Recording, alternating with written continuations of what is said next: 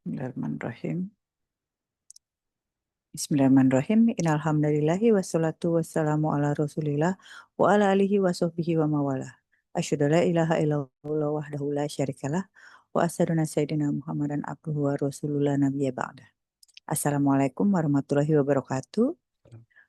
Puji dan rasa syukur tiada henti kita panjatkan kehadirat Allah Subhanahu wa taala serta salawat serta salam kita tujukan kepada junjungan tertinggi kita Nabi Muhammad Shallallahu alaihi wasallam beserta keluarga serta sahabat beliau di mana di hari yang penuh berkah ini kita dapat kembali berkumpul secara online untuk mengikuti kajian Al-Qalam bersama Dr. Kiai Haji Ali Nurdin MA untuk mentadaburi surat Ali Imran ayat 126 sampai 128. Menerima atau menolak adalah prerogatif Allah. Saya Rima Wira Sakti mengundang rekan-rekan sekalian apabila ada pertanyaan yang hendak diajukan kepada Pak Ali serta hal-hal yang ingin didiskusikan, silakan dituliskan melalui chat dan sesi tanya jawab akan kami adakan di bagian akhir kajian ini sekitar 10 sampai 15 menit. Baik, kami persilakan kepada Pak Ali untuk memulai kajian. Waktu dan tempat kami persilakan. Assalamualaikum warahmatullahi wabarakatuh. Bismillah, alhamdulillah, salatu wassalamu ala rasulillah wa ala alihi wa sahbihi wa mawalah. La hawla wa la quwata illa billah. Allahumma faqina fid din wa alimna at-ta'wil amma ba'd. Bapak Ibu sekalian, rahmatullah, alhamdulillah sore yang penuh berkah meskipun agak dingin ya karena hujan dari pagi. Semoga ini tidak mengurangi ikhtiar kita untuk terus berkhidmah ke Al-Quran. Dan Alhamdulillah sore ini kita sudah masuk di surah Ali Imran ayat yang ke-126. Alhamdulillah. A'udzu billahi minasyaitonir rajim. Wa ma ja'alahu Allah illa busyra lakum wa litatma'inna qulubukum bih. Wa man nasru illa min 'indillahil 'azizil hakim. A'udzubillahiminasyaitonirrajim. Dan Allah tidak menjadikannya pemberian bala bantuan itu melainkan sebagai kabar gembira bagi kemenanganmu dan agar hatimu tenang. Dan tidak ada kemenangan itu selain dari Allah yang Maha Perkasa, Maha Bijaksana. Iya, ayat ini masih kelanjutan dengan ayat sebelumnya, yaitu beberapa ayat sebelumnya yang mengabarkan atau yang menceritakan tentang diberinya bala bantuan oleh Allah melalui dikirimkannya para malaikat, bahkan disebut sampai 3.000 malaikat dan seterusnya ya. Ini untuk apa? Menanamkan tauhid ya dalam dada orang-orang mukmin saat itu.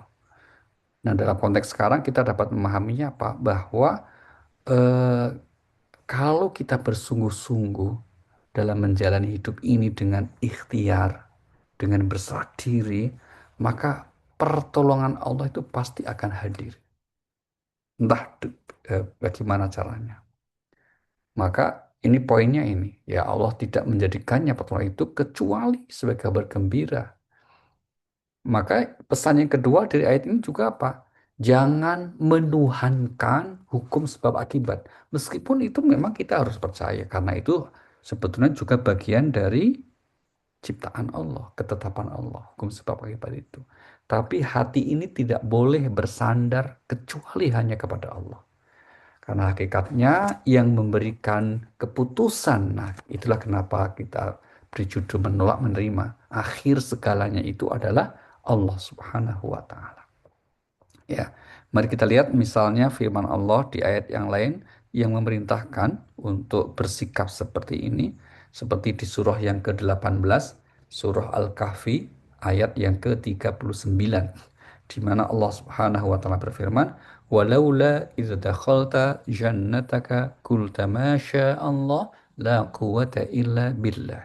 In tarani an aqalla minka mala wa walada." A'udzubillahiminasyaitonirrajim. Dan mengapa ketika engkau memasuki kebunmu tidak mengucapkan Masya Allah la quwata illa billah. Sungguh atas kehendak Allah semua ini terwujud. Tidak ada kekuatan kecuali dengan pertolongan Allah, sekalipun engkau anggap harta dan keturunanku lebih sedikit daripadamu. Iya, mengapa engkau tidak memasuki kebunmu itu dengan keyakinan yang tercermin dalam ucapanmu, Masya Allah la quwata illa billah. Yang maknanya apa? Semua ini terwujud atas kehendak Allah. Inilah gambaran orang yang bersandar pada akhirnya itu kepada Allah Subhanahu wa taala. Ujiannya bagi manusia ini adalah ketika manusia diperintah untuk berikhtiar, ketika hukum sebab akibat itu menunjukkan bahwa akibat itu bagian dari karena telah dilaksanakan sebabnya, sehingga lahiriahnya kelihatan ya bahwa orang itu kalau ingin hasil ya harus ikhtiar. Itu lahiriahnya. Tapi agama hadir untuk mengingatkan bahwa ada domainnya manusia yaitu ikhtiar, tapi juga jangan lupa ada domainnya Allah yaitu menentukan hasil akhir. Nah, disinilah maka hati dihimbau, diajak untuk menyatakan apa? Masya Allah la quwata illa billah. Ya, bahwa sungguh ini semua kehendak Allah. Tidak ada kekuatan untuk meraih, mewujudkan itu kecuali atas pertolongan Allah. Apa maknanya ini? Maknanya bahwa manusia itu memang ikhtiar untuk mencapai hasil. Tapi kenapa kita harus hasil akhir bersandar kepada Allah? Karena faktanya kita bisa ikhtiar pun juga atas anugerah fasilitas dari Allah. Tenaga kita, energi kita, kehidupan ini. Semua dari Allah. Maka kalau manusia kemudian secara berlebihan mengklaim, ya itu namanya somse. Ya toh, namanya somse. Tidak boleh begitu. Maka kita harus meyakini semua hakikatnya dari Allah Subhanahu wa Ta'ala. Dan inilah yang dicontohkan seorang nabi yang dianugerahi oleh Allah dengan segala macam nikmat karunia, yaitu Nabi Sulaiman alaihissalam. Mari kita lihat ucapan beliau diabadikan di Al-Quran di surah yang ke-27, surah An-Naml ayat yang ke-40. Allah berfirman di ayat ini, qala alladzi 'indahu 'ilmun minal kitab ana atika bihi qabla yartadda ilaika tarfuk falamma ra'ahu mustaqirran 'indahu qala hadza min fadli rabbi. A'udzubillahi minasyaitonirrajim. Seorang yang mempunyai ilmu dari kitab berkata, Aku akan membawa singgasana itu kepadamu sebelum matamu berkedip. Maka ketika dia, Sulaiman, melihat singgasana itu terletak di hadapannya, dia pun berkata, Ini termasuk karunia Tuhanku untuk mengujiku, apakah aku bersyukur atau mengingkari nikmatnya. Barang siapa bersyukur, maka sesungguhnya dia bersyukur untuk kebaikan dirinya sendiri. Dan barang siapa ingkar, maka sesungguhnya Tuhanku Maha Kaya, Maha Mulia. Iya, ungkapan Nabi Sulaiman yang mengatakan ini semua karunia Tuhanku. Ini semua itu maksudnya bukan hanya dalam kasus yang dicontohkan di ayat ini ya, tapi semua yang beliau terima, baik itu berupa kerajaan dengan kemegahan istananya, baik berupa kerasulan kenabian, demikian juga berupa kecerdasan dan kemampuan beliau yang banyak sekali. Ya toh. Beliau bisa bicara dengan binatang, mengerti bahasa binatang. Beliau juga bisa mengendalikan angin, mengendalikan bangsa jin. Maka infrastruktur kerajaan Nabi Sulaiman itu yang bangun kontraktornya itu bangsa jin. Di Al-Quran dijelaskan itu. Cuma tidak dijelaskan apakah pakai render atau enggak ya. Tapi enggak dijelaskan. Tapi inti poinnya adalah bahwa ketika dianugerahi dengan segala macam itu, Nabi Sulaiman tidak menepuk dada menderita kabur. Beliau mencontohkan dan inilah yang memang diendorse oleh Allah kenapa disebutkan di Al-Qur'an ya, yaitu apa? Hadza min fadli rabbi. Ini semua karunia dari Tuhanku.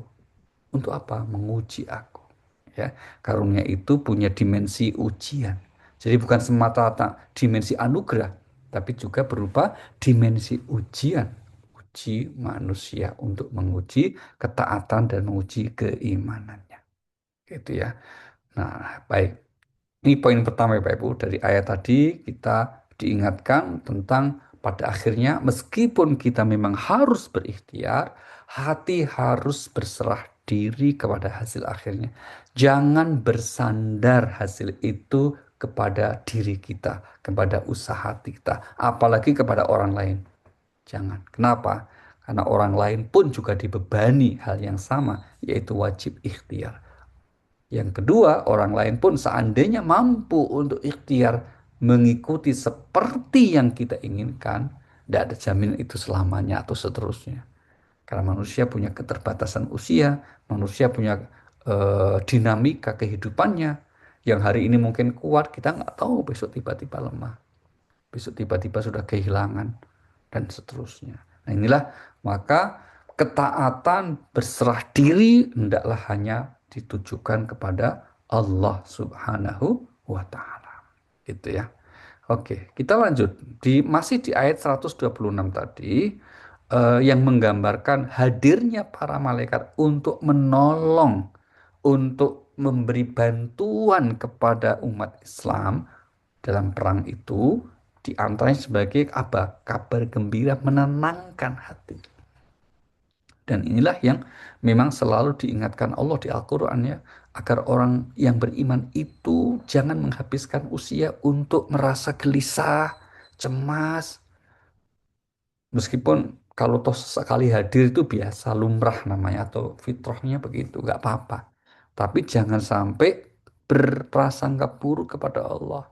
Karena Allah punya bala tentara namanya malaikat yang akan terus siap dikirim kemana saja.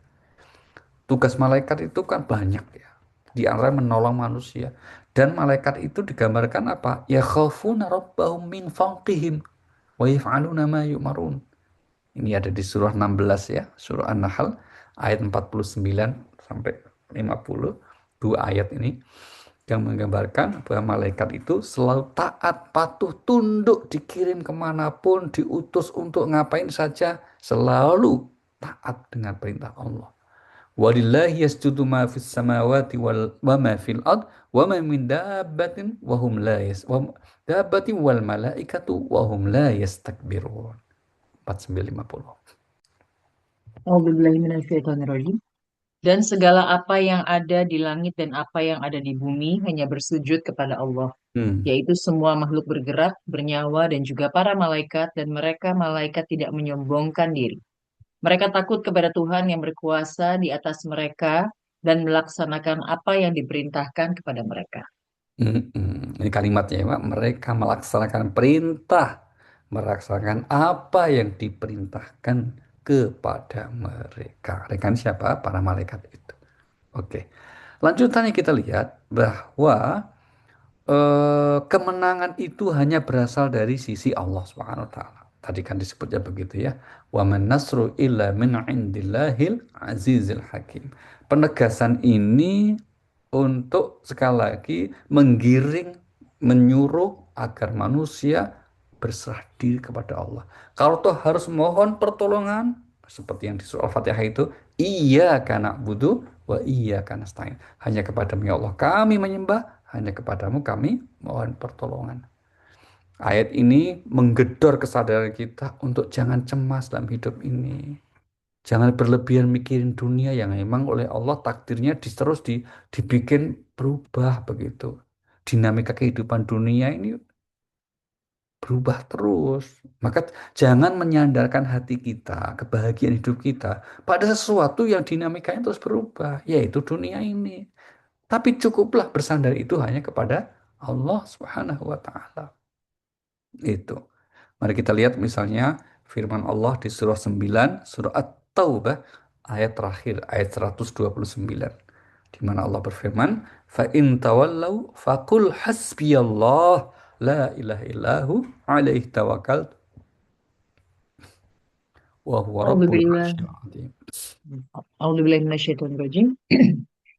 Maka jika mereka berpaling dari keimanan, maka katakanlah Muhammad, cukuplah Allah bagiku, tidak ada Tuhan selain Dia.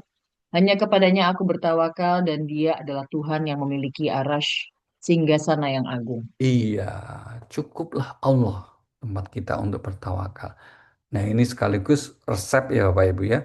Resep dalam hidup kita kalau kita mengalami kadangkala saat jenuh gitu. Atau kita kadang mengalami pikiran suntuk gitu. Kalau kita kadang mengalami bahkan mungkin agak sedikit stres itu. Maka ingat ayat ini. Fa in tawallau faqul hasbiyallah. Jika mereka itu ya orang-orang, kalau sekarang konteksnya ya jika kondisi kehidupan, jika rekan kerja kita, jika teman bestie kita, jika apalagi tetangga kita atau keluarga mertua kita misalnya kurang respect kepada kita, nggak usah kecil hati. kita punya Allah. Itu maksudnya begitu. Katakanlah cukuplah Allah ya bagiku. Sehingga kemudian dengan kita menghadirkan kesadaran seperti itu, akhirnya apa? Hidup kita tenang, jiwa kita damai. Tapi ingat sekali lagi, hal yang normal kalau kita sering mengalami atau kadang-kala mengalami hal-hal kegetiran tadi ya, kita sedih, normal itu. Jangan membayangkan kalau orang rajin ibadah, kalau imannya kuat itu terus hidupnya senang terus. Jangan. Udah foya-foya tuh kaya raya mati masuk surga. Jangan, nggak ada itu. Pasti akan ada ujian, cobaan, masalah. Itu memang sudah menjadi tabiat kehidupan manusia akan selalu diuji oleh Allah Subhanahu wa taala. Yang penting apa? Kita sungguh-sungguh dalam ikhtiar. Nah, rumusnya dari Allah, kalau kita bersungguh-sungguh ingin selalu menempuh jalan Allah, pasti Allah akan membantu kita, membersamai kita. Ini yang ditegaskan firman Allah di surah yang ke-29 ayat 69. Al-Ankabut 29 ayat 69. Allah berfirman, "Walladzina jahadu fina lanahdiyannahum subulana." A'udzubillahiminasyaitonirrajim. Orang-orang yang berusaha dengan sungguh-sungguh untuk mencari keridhaan kami, benar-benar akan kami tunjukkan kepada mereka jalan-jalan kami. Mm-mm. Sesungguhnya Allah benar-benar bersama orang-orang yang berbuat kebajikan. Iya, sungguh Allah akan membersamai orang-orang yang berbuat kebaikan. Maka Bapak Ibu, jangan kapok untuk berbuat baik, ya, jangan letih lemah untuk berbuat baik. Teruslah berikhtiar berusaha berbuat baik, karena setiap kebaikan yang kita lakukan itu pasti akan disertai rahmatnya Allah, begitu ya. Baik, mari kita lanjut sekarang ayat 127. Surah Ali Imran 127. Allah Subhanahu wa taala berfirman, "Liyaqta'a tarafan minal ladzina kafaru aw yakbitahum fayanqalibu khaibin." Hal itu dilakukan untuk membinasakan segolongan orang yang kufur atau untuk menjadikan mereka hina sehingga mereka kembali tanpa memperoleh apapun. Iya, ini tujuan kenapa pada akhirnya tujuan Allah membantu orang-orang mukmin ya dengan mengirimkan bala tentara malaikat yang banyak tadi itu. Di antara tujuannya ini untuk membinasakan segolongan orang yang kufur. Jadi nggak semuanya, segolongan saja. Nah, maka dari sini berlaku kaidah apa? Kaidah bahwa kezoliman itu pada akhirnya akan runtuh. Hal yang batil, salah pada akhirnya hilang seperti buih di laut. Maka kalau dalam bahasa asing kita mendengar pepatah ya, becik ketitik Allah ketoro. Nah, kira-kira gitu. Ini maknanya apa? Yang benar pada akhirnya, meskipun pada mulanya kita di jalan sunyi, nggak ada yang apresiasi, nggak ada yang ngasih likes, nggak ada yang subscribe gitu ya. Tapi kalau kita ikhlas menjalaninya itu akan berbanding lurus dengan karunia Allah. Begitu. Ya, maka jangan kecil hati untuk berbuat baik. Jangan merasa sendiri untuk berbuat baik. Allah membersamai orang yang berbuat baik. Yang penting apa? Luruskan niatnya. Nah, stay konsisten untuk istiqomah. Itu yang penting. Karena dengan istiqomah berbuat baik itu akan selalu diberikan kebaikan oleh Allah Subhanahu wa taala. Sekali lagi, karena pada akhirnya segala bentuk kezaliman yang salah, kebatilan pasti akan hilang. Mari kita lihat penegasan firman Allah ini yang berulang-ulang ya. Kita mulai dari surah 17, surah Al-Isra ayat 81 misalnya. Surah 17 ayat 81 Allah berfirman, "Wa qul ja'al haqqu wa zahaqal batil. Innal batila kana zahuqa." A'udzubillahiminasyaitonirrajim. Katakanlah yang benar telah datang dan yang batil telah lenyap. Sesungguhnya yang batil itu pasti lenyap. Nah, yang batil, yang salah itu pasti akan lenyap. Ya, pasti itu. Maka kalau ada fenomena yang salah kok kelihatannya di atas, yang salah unggul, yang salah menang, yang salah malah sehat, yang salah malah kelihatan hidupnya baik-baik saja, misalnya gitu. Kita yang beriman kok malah banyak masalah. Kita yang sudah mencoba taat kok malah terus beri ujian. Kita sering protes dengan seperti itu. Ya, toh? Maka jawaban kita apa? jawaban kita adalah bahwa ketika Allah Subhanahu wa taala memberikan sedikit nikmatnya kesenangan di dunia ini, bukan berarti Allah sayang kepada orang itu. Kan yang penting hidup ini kan kita cari ridho Allah. Sebaliknya kalau di dunia seakan kita ada kesulitan, ya, tetaplah istiqomah karena dengan itu Allah akan ridho dengan kita. Ada yang salah pada akhirnya akan lenyap. Kita lihat surah 13, surah Ar-Ra'du ayat yang ke-17 ya. Surah 13 ayat 17 Allah berfirman, ini surah ayat 17-nya, anzala minas sama'i ma'an fasalat awdiyatum biqadariha fahtamala as-sailu zabatar rabiyah wa mimma yuqiduna 'ani fin nari batigha'a hilyatin aw mata'in zabadun mithluh kadzalika ya'dzibullahu haqq wal batil. Nah, ayat ini yang menarik. Fa ammaz zabadu fayadhabu jufaa'a wa amma ma yanfa'un nas fayamkusu fil ardh.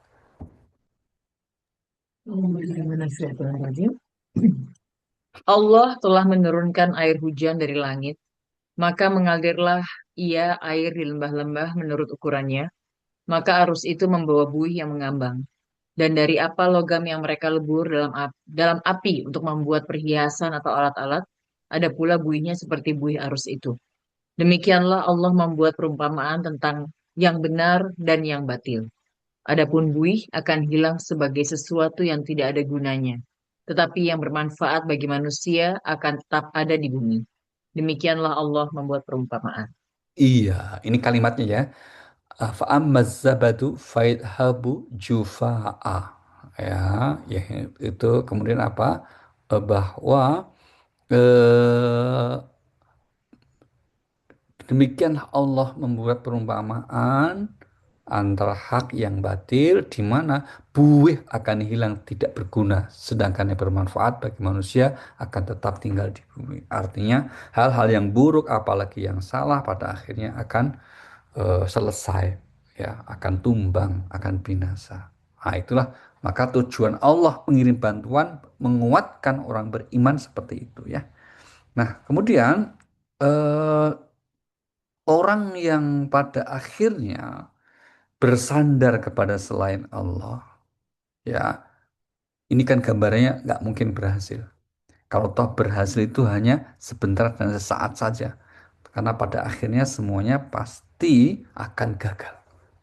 Nah, sebaliknya, yang berkonsisten dalam keimanan, yang istiqomah dalam keimanan, maka meskipun mungkin lahiriahnya atau awalnya nampak belum berhasil, pasti pada akhirnya akan diberi hasil yang baik. Karena hakikatnya yang terpenting itu adalah hasil apa namanya dalam konteks menyempurnakan ikhtiarnya itu apa Ibu? Menyempurnakan ikhtiar, menyempurnakan usaha sungguh-sungguhnya sehingga pada akhirnya manusia akan dinilai dari seberapa dia usaha yang bersungguh-sungguh itu. Nah, maka sekali lagi jangan takut untuk terus istiqomah berbuat kebaikan. Jangan berkecil hati untuk terus berbuat kebaikan. Meskipun seperti halnya orang berjalan, kadang kita berbuat baik itu seperti menempuh jalan sunyi. Sudah sunyi, kadang-kadang gelap, mana licin lagi. Nah, gitu ya. Itulah orang berbuat baik, kadang begitu. Sudah nggak ada temennya, kadang di internal, di orang dekat kita nggak didukung. Ya, malah kadang-kadang dihalang-halangi, atau malah kadang dikomentari negatif. Itulah ujiannya orang yang berbuat baik dan Allah tidak akan membiarkan orang baik itu sendirian. Pasti akan dipertolongan, pasti akan diberi kekuatan, pasti tadi Allah selalu membersamai orang-orang yang berbuat kebaikan. Nah, itulah pentingnya kita tidak boleh pesimis, tidak boleh berkecil hati, meskipun terkadang tidak mudah, meskipun terkadang kita merasa berat ya. Tapi kalau toh sudah terasa berat, Allah hanya ingin kita untuk datang berendah, untuk berserah diri kepadanya. Para nabi juga begitu. Maka kalau punya masalah, nabi itu nggak segan juga untuk mengekspresikan kesedihan masalahnya. Di Al-Quran kita lihat banyak nabi yang mengadu betul kepada Allah itu. Kita ambil contoh ya, misalnya Nabi Yakub misalnya, surah 12, namanya surah Yusuf. Nabi Yakub surah 12 ayat yang ke-86, Allah berfirman, Qala innama ashku bathi husni ilallah wa a'lamu minallahi ma la ta'lamun. A'udzubillahi minasyaitonirrajim. Dia Yakub menjawab, hanya kepada Allah aku mengadukan kesusahan dan kesedihanku. Aku mengetahui dari Allah apa yang tidak kamu ketahui. Nah, hanya kepada Allah aku mengadukan kesusahanku, duka deritaku, masalah hidupku. Hanya kepada Allah ya Bapak Ibu. Maka jangan kemudian berkecil hati dalam hidup. Oh, kita punya Allah. Tetaplah menjaga sikap yang optimis. Termasuk jangan takut gagal, takut berbuat salah. Jangan. Kalau kita niat kita baik, cara kita baik, apapun yang terjadi itu yang terbaik dari Allah Subhanahu wa taala. Itu yang pasti akan mendapatkan ridho dari Allah Subhanahu wa taala. Oke. Lanjut ayat berikutnya yaitu ayat 128 ya, surah Al Imran ayat 128 inilah yang menjadi ikon dari tema kita kali ini, yaitu pada akhirnya yang menerima amal, apakah mengampuni, apakah memberi pahala, semuanya itu adalah prerogatif dari Allah Subhanahu wa taala. Ini kurang lebih makna dari ayat ini. Laisa laka minal amri syai'un aw yatuba 'alaihim aw yu'adzibahum fa innahum zalimun. A'udzubillahi minasyaitonirrajim. Hal itu sama sekali bukan menjadi urusanmu, Nabi Muhammad. Apakah Allah menerima tobat mereka atau mengazabnya? Hmm. Karena sesungguhnya mereka orang-orang yang zolim. Iya, hal itu sekali bukan menjadi urusan wahai Nabi. Kenapa sih? Jadi begini, ini ayat memang eh, kalau lihat latar belakangnya itu bisa dimaklumi ya kalau Nabi sampai akhirnya melakukan itu. Apa toh? Jadi gini, satu saat di Madinah, Rasulullah itu kedatangan utusan dari satu suku. Ya, suku ini minta supaya Nabi mengirimkan para sahabat untuk mengajari mereka Al-Quran. Maka dikirimlah kurang lebih sampai 60 sahabat ahli Quran untuk mengajar kepada suku itu. Sebarlah kira. Ya, kalau mahasiswa mungkin KKN gitu ya, sebar. Tapi apa yang terjadi kemudian? Ternyata suku ini berkhianat. Semua yang diutus utusan Nabi tadi semuanya dibunuh, bahkan dibakar. Terus dibuang ke sumur. Ada satu sahabat yang selamat pulang menghadap Rasulullah. Nah, mendapati situasi itulah maka Nabi kan berdoa mohon kepada Allah, yaitu apa? Allah agar menimpakan kehancuran, mengazab suku tersebut. Wong niat mau dikasih kebaikan, diajak bahagia, dikirimi utusan, kok bisa-bisa dia khianat? Maka Nabi memohon betul kepada Allah agar dibinasakan suku itu. Turun ayat ini, yang dimana ayat ini kemudian mengatakan, bukan urusan kamu, wahai Nabi. Apakah Allah menerima tobat mereka kalau ada yang bertobat atau akan menghadap mereka? Sungguhnya itu adalah prerogatif Allah. Maka di ayat ini ya Bapak Ibu kita angkat menjadi tema kita utama karena hakikatnya dalam urusan menerima atau menolak satu amal itu adalah domainnya Allah, prerogatif dari Allah Subhanahu wa taala. Yang pasti janji Allah itu benar. Tidak mungkin Allah ingkar janji. Nah, pesan dari ayat ini, pelajaran pentingnya apa? Pelajaran pentingnya adalah bagi kita manusia yang penting istiqomah dengan ikhlas beramal. Jangan sampai kalau kita sudah istiqomah nanti terjebak pada trap apa sih jebakannya? Jebakannya adalah merasa diri suci. Nah, ini salah satu penyakit ujiannya orang taat ini. Ujiannya orang taat, orang patuh, orang ahli ibadah itu. Terus diam-diam kagum, diam-diam merasa dirinya lebih suci. Sehingga kemudian terkadang muncul ekspresi untuk menyalahkan orang, menghakimi orang. Nggak boleh seperti itu. Mari kita lihat beberapa apa namanya pelajaran dari ayat yang lain ya. Kita lihat misalnya firman Allah di surah 53 namanya An-Najm ayatnya yang ke-32 Allah berfirman alladzina ijtanibuna kabairal ismi wal fawahisha illa lamam inna rabbaka wasi'ul maghfirah huwa a'lamu bikum idh yaghshakumul ard wa idh antum ajinnatun fi butuni ummahatikum fala tuzakku anfusakum huwa a'lamu bimanittaqa. A'udzubillahi minasyaitonirrajim. Mereka adalah orang-orang yang menjauhi dosa-dosa besar dan perbuatan keji. Akan tetapi mereka memang melakukan dosa-dosa kecil. Sesungguhnya Tuhanmu maha luas ampunannya. Dia lebih mengetahui dirimu sejak dia menjadikanmu dari tanah dan ketika kamu masih berupa janin dalam perut ibumu. Maka janganlah kamu menganggap dirimu suci. Dia lebih mengetahui siapa yang bertakwa. Nah, kalimat terakhir itu ya Bu ya. Jangan menganggap dirimu suci. Ya, kalau nama anaknya suci boleh silakan, tapi jangan menganggap dirimu suci itu jangan somse, jangan sombong.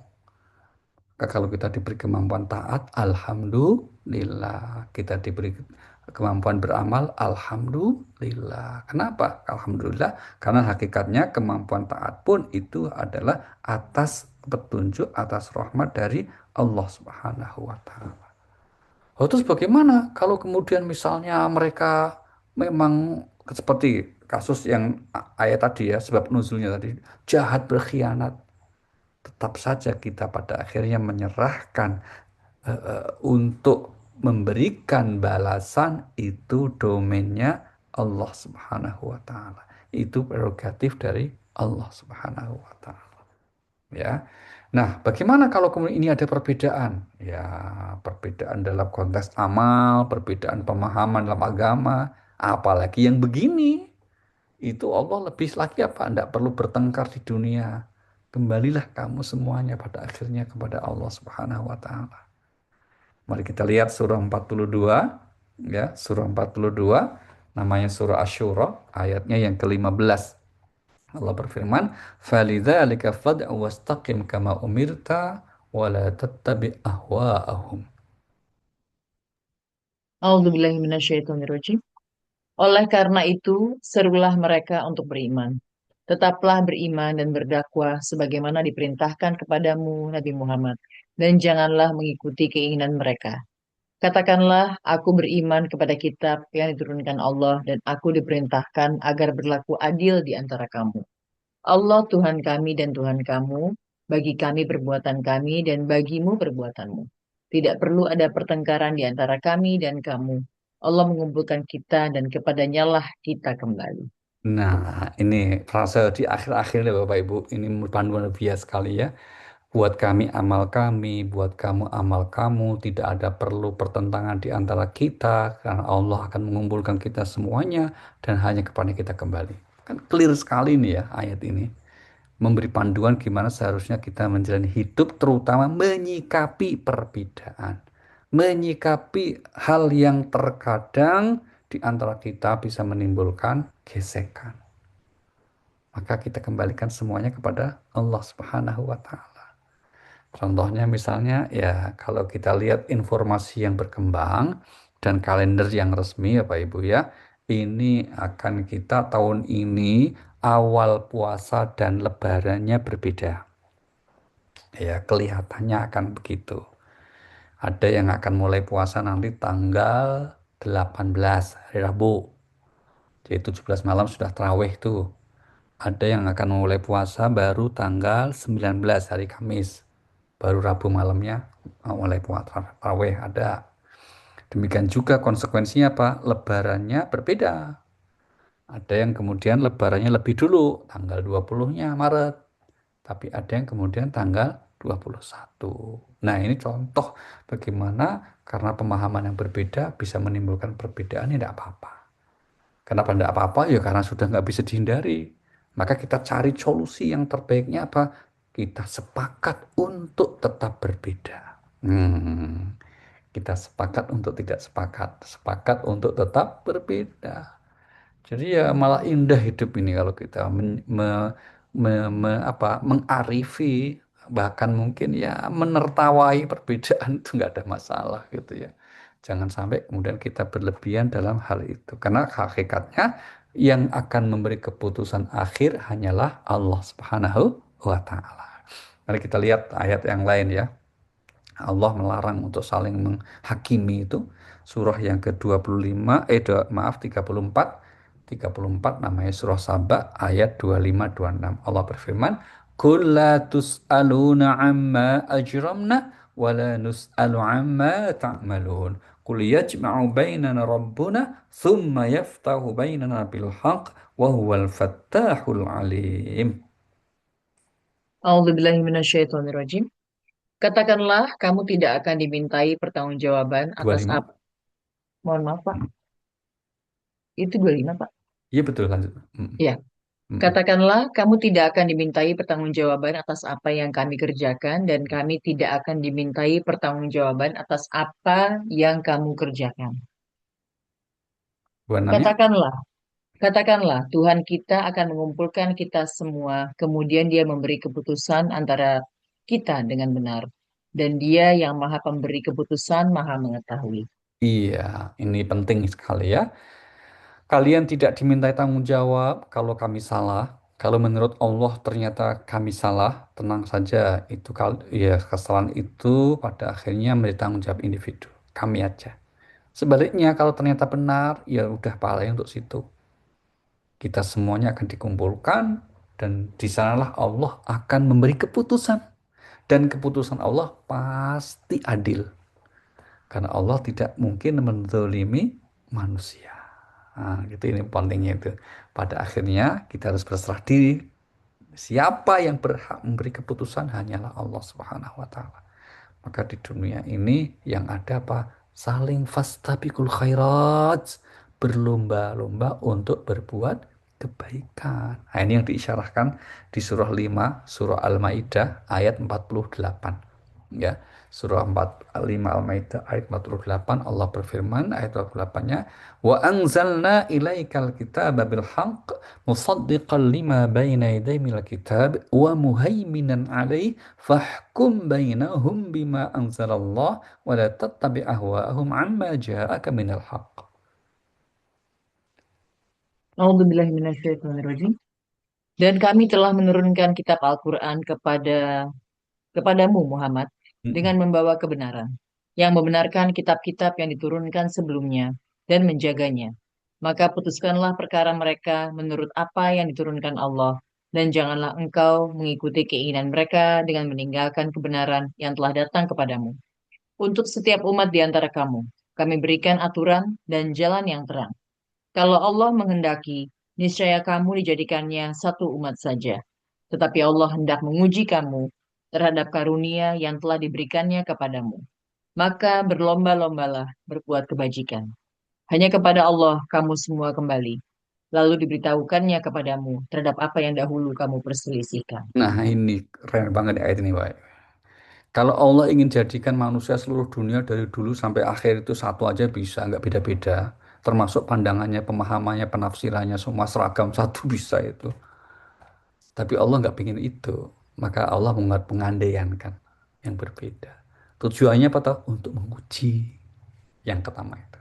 Maka supaya baik-baik saja, cara menyikapinya apa? Fastabiqul khairat. Niatilah kamu dengan keyakinan pemahamanmu itu untuk apa? Berlomba berbuat baik. Atas sikap orang lain yang berbeda, tapi niat sebetulnya juga ingin berbuat baik, ya udah, biar Allah nanti akan menilai akhirnya. Karena pada akhirnya semua kita akan kembali kepadanya.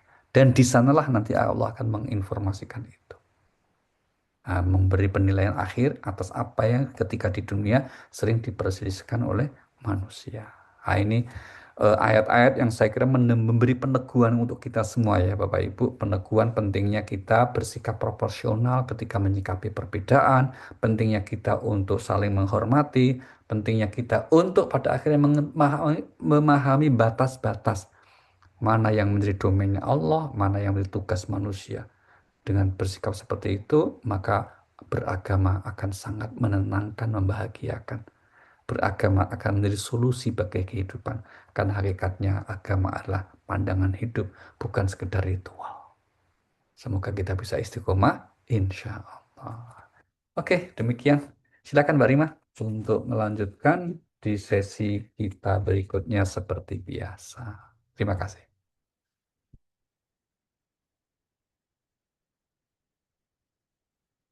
Ya, terima kasih Pak Ali. Untuk teman-teman yang ingin bertanya, silakan dituliskan melalui chat. Nanti akan saya bacakan.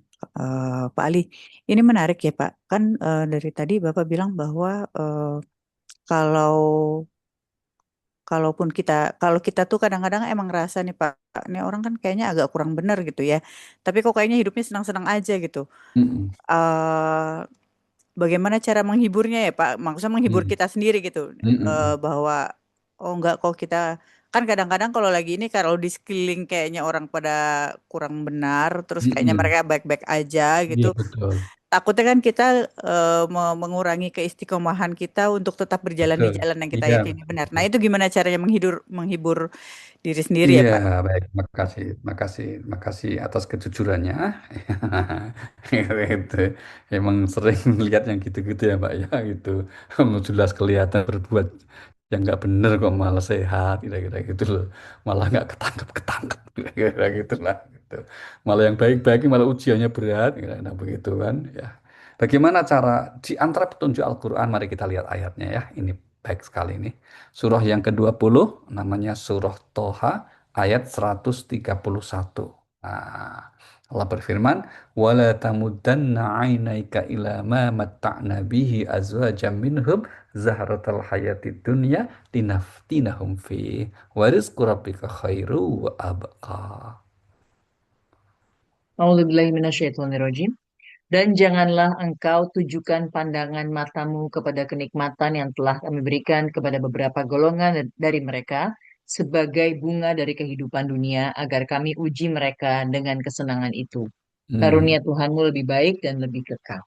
Nah, ini kalimat terakhir nih, Mbak. Kalau kita istiqomah dalam kebaikan ya, maka jangan lupa rizki dari Tuhanmu, karunia Tuhanmu berupa ketaatan itu, berupa kejujuran, berupa sikap yang baik, itu lebih bagus dibandingkan mereka yang kelihatannya aman-aman saja padahal jahat, gitu. Nah, ini salah satu cara menghiburnya. Maka Allah pesan, jangan kamu berlebihan, kamu tujukan pandanganmu kepada kenikmatan, kesenangan yang Allah anugerahkan kepada orang yang sebetulnya jahat, sebetulnya nggak baik gitu. Karena itu sebetulnya apa? Sebagai bunga kehidupan dunia untuk menguji mereka. Kalau nggak sadar-sadar, itu nanti kenaknya malah berat. Ya kenaknya malah berat itu. Nah, kita bersyukur sekali nggak diberikan ujian sampai apalah katakanlah menjatuhkan kita, memberatkan kita, kita sudah taat. Itu anugerah luar biasa. Kita nggak diuji dalam bentuk hal yang nggak terbayang ya, sulit gitu ya. Tapi kita tetap bisa taat kepada Allah. Nah, ini satu anugerah yang besar. Maka sebetulnya kalau kita istiqomah seperti itu, kita sebetulnya sudah berada di apa ya di kehidupan yang bahagia. Orang para ulama nyebutnya pintu surga. Surga apa? Surga kesadaran. Karena ke surga di dunia ini bentuknya apa? Ada yang menyebutnya dengan istilah Jannatul Ma'arif, surga kesadaran, pengetahuan, pemahaman. Bentuknya apa konkretnya? Bentuknya bukan fasilitas di mana ada apa namanya aneka macam katakanlah gelas piring dari emas, tempat bersandar, enggak, bukan itu. Tapi berupa kesenangan, kesukaan kita untuk taat dan berupa hati yang terjaga, hati yang bersih, hati yang menunjukkan ketidaksukaan terhadap perbuatan dosa. Itu sebetulnya miniatur surga di dunia. Ini surga dunia itu bentuknya itu kalau kita senang berbuat baik, gak suka berbuat salah. Senang orang yang baik dan tidak suka perbuatan yang jahat. Nah, itu berarti kita surga di dunia. Surga di akhirnya bentuknya konkret. Konkret dalam arti apa? Memang seperti yang digambarkan di Al-Quran. Dengan segala macam fasilitasnya. Tapi kalau di dunia ini bentuknya tadi itu. Ya, sehingga kemudian memang jangan terkecoh ya. Kalau ada orang kelihatannya nggak baik, tapi kok malah aman-aman saja ya. Jangan terkecoh. Nah, itu. Maka tadi dikatakan, jangan kamu tujukan pandangan. Oke, makasih. Baik, Pak.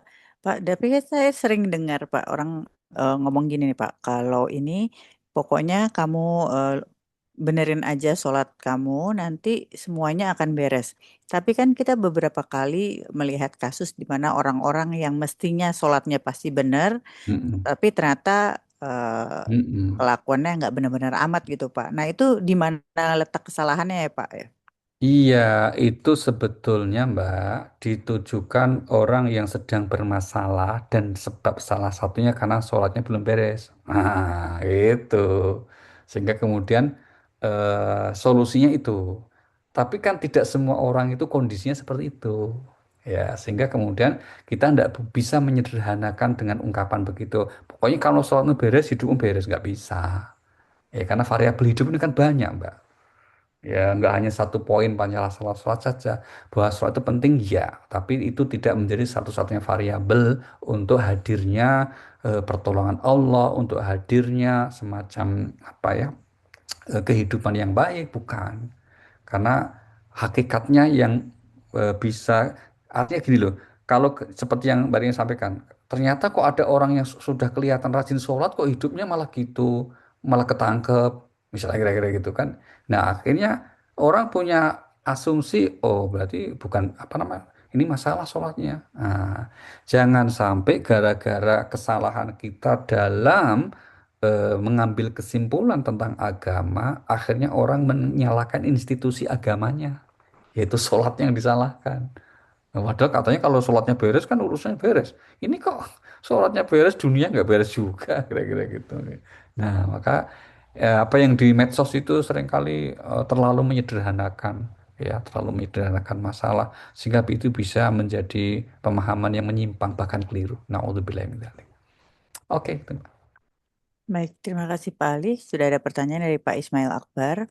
Ustadz, sepengetahuan saya dengan tausiah-tausiah, tampaknya di surat ketiga ayat 128 merupakan kejadian yang kedua. Nabi ditegur Allah Subhanahu wa taala karena berkehendak berharap tokoh Quraisy yang musyrik lebih dilayani dari seorang beriman yang ingin bertemu Nabi tapi lebih terabaikan. Mm-mm. Padahal Allah lebih tahu perihal siapa yang benar-benar bertakwa dan yang pura-pura mau beriman. Tidak Mm-mm. mudah ya Pak Ustadz kita mengaplikasikan niat baik karena Allah lebih tahu ending dari niat baik kita tersebut, Mm-mm. termasuk dalam berdoa yang dilakukan Nabi Ibrahim untuk ayahnya. Iya, betul, Pak. Betul, ini kesimpulan ya, Pak ya. Betul sekali. Dan itulah kenapa akhirnya Allah suruh kita berserah diri hanya kepadanya. Karena emang tidak mudah, Pak. Ya, seperti Nabi Ibrahim mendoakan ayahnya nggak dikabul. Ya, Nabi mendoakan pamannya nggak dikabul. Terus kemudian Nabi sebetulnya strategi dakwahnya ingin membersamai, menemani, menemui tokoh-tokoh Quraisy, malah ditegur oleh Allah, dianggap salah. Nah, itu. Maka gimana-gimana manusia itu ada ruang keterbatasan pengetahuannya dan Allah lah yang Maha Kuasa.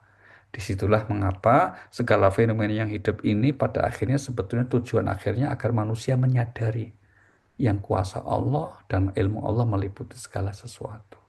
Ini yang Allah tegaskan di surah 65 ayat 12. Surahnya 65, surah At-Talaq ayat 12. Allahul ladzi khalaqas sab'a samawati wa mil ardi mislahun yatanazzalul amru bainahunna lita'lamu anna Allah ala kulli syai'in qadir wa anna Allah qad ahata bi kulli syai'in ilma. A'udzubillahiminasyaitonirrajim. Allah lah yang menciptakan tujuh langit dan menciptakan pula bumi seperti itu. Mm-mm. Perintahnya berlaku padanya agar kamu mengetahui bahwa Allah Maha Kuasa atas segala sesuatu dan ilmu Allah benar-benar meliputi segala Nah, sesuatu. ini kalimatnya ya. Perintahnya berlaku pada keduanya. Berlaku padanya kedua langit dan bumi dan isinya itu. Tujuannya apa? Agar manusia mengetahui bahwa Allah Maha Kuasa atas segala sesuatu dan manusia menyadari ilmu Allah meliputi segala sesuatu. Terima kasih, Pak Ismail. Baik, berikutnya udah ada pertanyaan lagi nih Pak. Di dalam surat 13 ayat 17 itu Allah telah membuat yang benar dan batil. Buih keburukan akan hilang, jangan khawatir. Mm-mm. Pertanyaannya, kalau kita difitnah, hendaknya apa pandangan agama yang baik untuk kita perbuat? Diam saja atau perlu klarifikasi atau tabayun ya Pak ya? Bagaimana? Oke, baik. Ada beberapa petunjuk menyikapi hal itu ya Bu ya. Yang pertama misalnya kita lihat ini sikap menghadapi fitnah. Surah 24 ayat 11. Ini ayat turun berkaitan petunjuk Al-Quran menyikapi fitnah yang menimpa Sayyidah Aisyah radhiyallahu anha.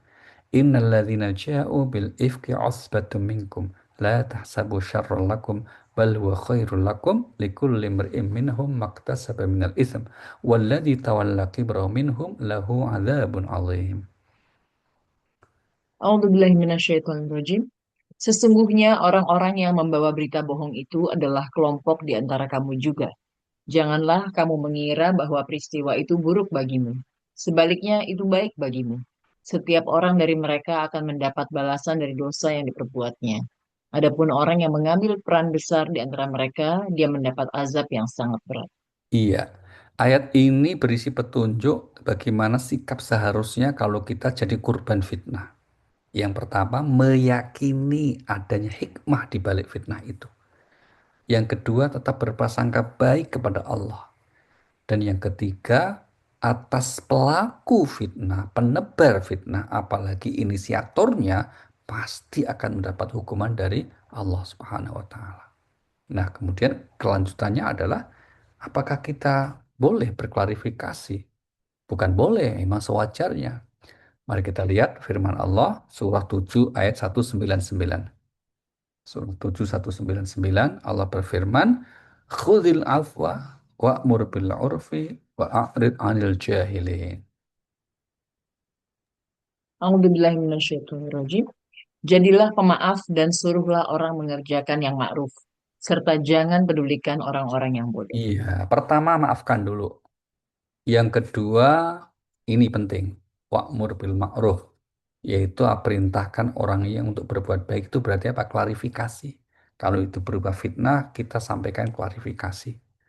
Dan yang ketiga, kalau kemudian kita sudah menasehati, sudah klarifikasi, ternyata orang merasa bersalah, ini kalau seandainya mau dilanjut ke proses hukum misalnya, itu juga boleh, baik-baik saja itu.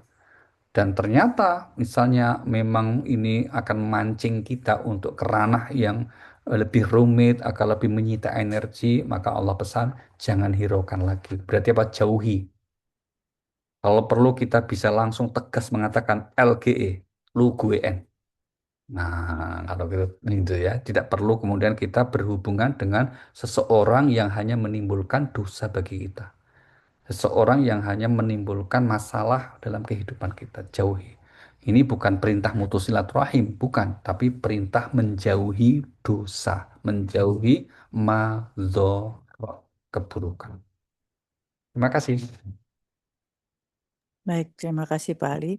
Pak Ali tadi kan kadang-kadang yang kita itu kalau berdoa itu maksudnya kalau ada kejadian yang menimpa kita, kalau ada musibah ataupun doa-doa kita tidak terkabulkan oleh Allah, itu kan kita harus selalu percaya memang bahwa itu adalah kehendak Allah dan Allah tahu Hmm. yang lebih lebih Hmm. tahu mengenai kita. Terus Hmm. jadinya kita tuh mesti berdoanya gimana ya Pak Ali ya?